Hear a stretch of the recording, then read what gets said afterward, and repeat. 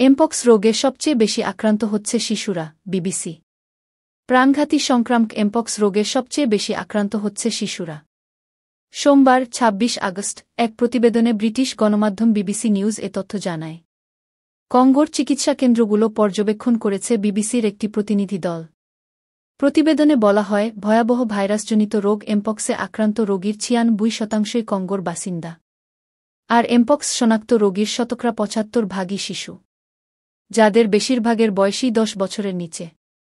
দেশটির স্বাস্থ্য বিভাগ জানায়, একসাথে খেলাধুলার ফলে শিশুদের মাঝে সহজেই ছড়াচ্ছে ভাইরাসটি।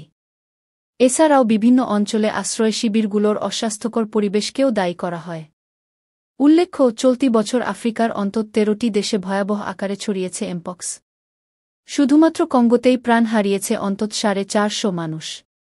এছাড়াও এশিয়া ও ইউরোপেও ছড়িয়েছে ভাইরাসটি।